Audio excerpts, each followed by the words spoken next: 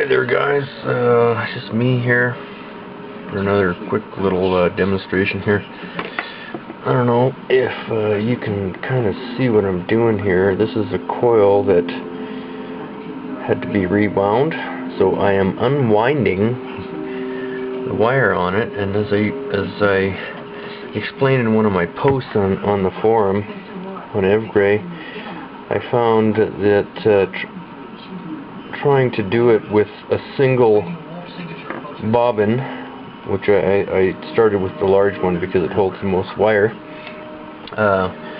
was a total dismal and disastrous failure because you started getting crisscrossing in the wire here. You get, one crossed over this way, one crossed over that way, you get a twist in it, you try and pull it through, you get a nasty big mess. So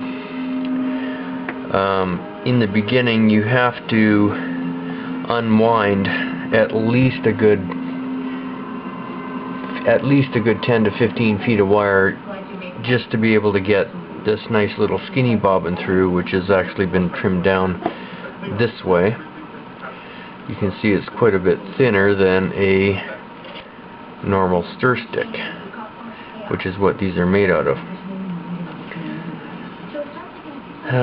Unfortunately, this little one can't hold a whole lot of wire, but I figure it can hold enough for this purpose. Anyways, so what I've done here is, you can see I've taped it off here, and it's facing in this direction. So of course you want to make sure you're not tangled up here,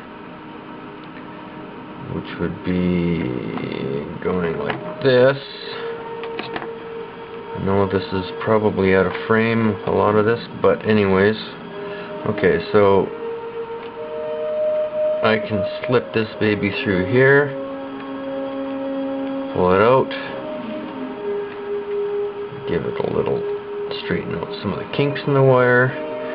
Now right away you can see I can't, it's been crisscrossed here, so now I have to take the other one, all this crap here. So we do the same thing with the other one, with that wire coming up. You slide that puppy down there, take out any little twists in it so you don't get a kink when you pull it through. You get a little bit of a kink there, anneal it with your fingernails, and done. So now you can also see I've got a lot of wire here, so eventually what you're going to have to do is undo the tape like so, put that off to the side, and wind that nice and tightly onto your stick.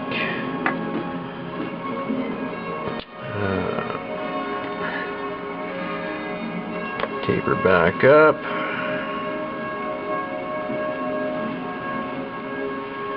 and you're ready to go again,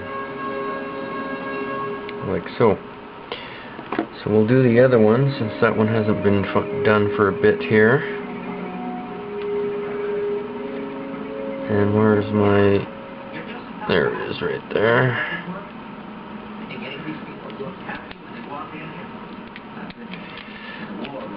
Okay, so now we're gonna pull that baby around, and that's gonna probably be as much as we can get. Tape that sucker back up.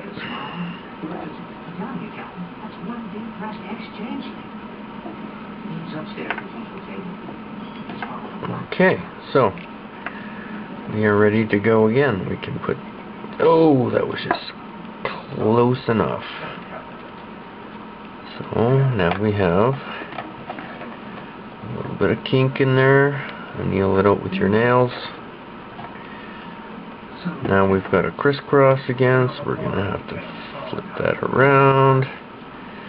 Got that baby through. Oh, see, we got a little kink in there. Be very, very careful not to get too much of that happening, because you will find eventually that wire just may snap. So anyways, that's kind of what I'm doing right now. This coil had a broken wire. The inner winding that was coming out through the tail. Actually, a better example would be this one here. The shorter wire on the single wound coil was the inner wind from the inside. The longer wire, as a general rule, I make it for myself, is the finish on the outside. When it finishes the wind, your wires on the outside, and you twist them together like that. And so short wire inner wind, long wire finishing outside wind. Same rule of thumb applies to the bifeelers, except with these ones I didn't actually distinguish them from long wires and short wires, because you got 4 wires there. What I did was I put a little piece of heat shrink on here to distinguish the outer wind, finishing outer wind. No heat shrink is the start of the inner wind. And yeah, that's about it for now. That's your lesson in unwinding coils. We're back for a quick little update. You can see we're getting a little closer. Still doing the old unwinding routine. Kneeling the wire as it's coming off. Trying to keep as many kinks out of it as possible. You can see a little bit of a twist in the wire again. So we do one at a time, back and forth.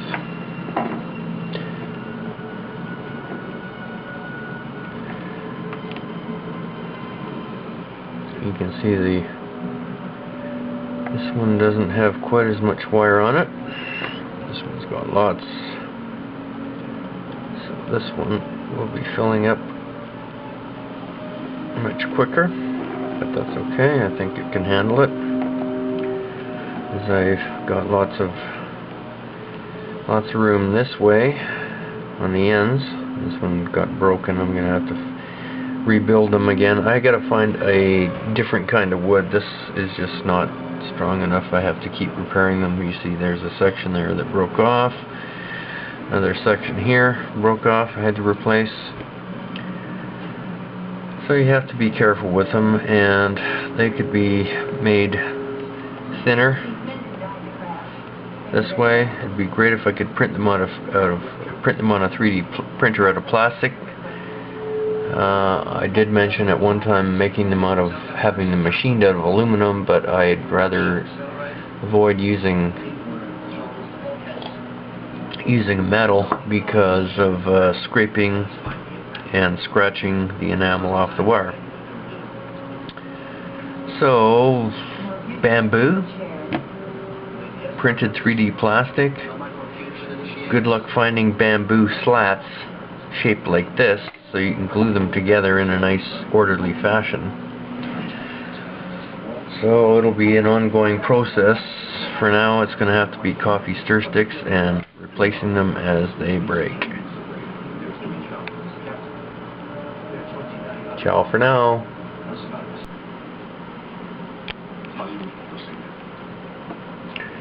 We're almost done unwinding this coil after 12 hours or close to it.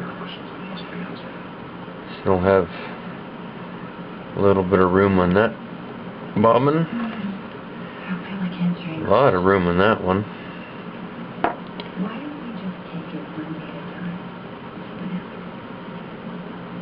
So, just thought I'd show you that.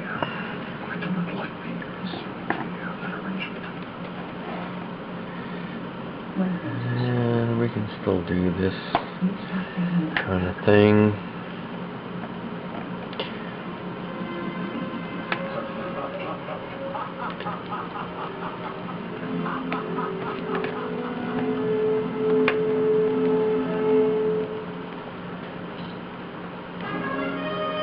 And you can see how that's done, right? Let's do one more time, so it's, I think, in frame. That one's done. Do that one. It got a lot easier towards the end because there were not so many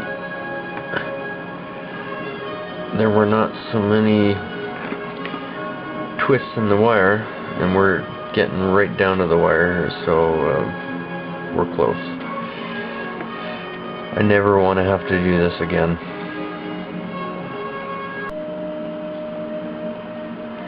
Getting down to the wire again. The coil unwinding tutorial. I figured I might as well document a little more of it than I thought I would. Just in case.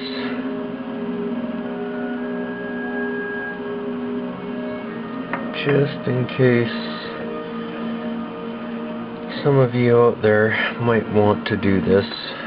I highly recommend not.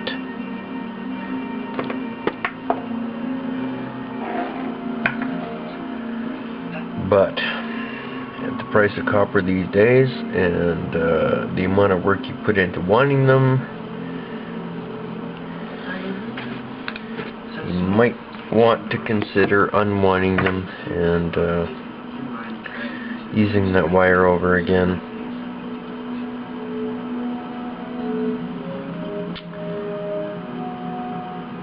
But as you get down to this point where the wire is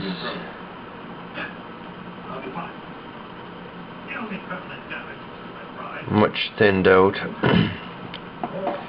becomes a lot easier. When it's thicker at the beginning, as you saw in the beginning of the video, it's much more difficult, especially if you don't keep your wires straight side by side. If they're not, you get twists in them and you got problems, especially when it comes to unwinding them. So that is why I highly recommend you get it right the first time, and do not have the necessity to unwind them. Anyways, I'm just about done. That'll be the last update.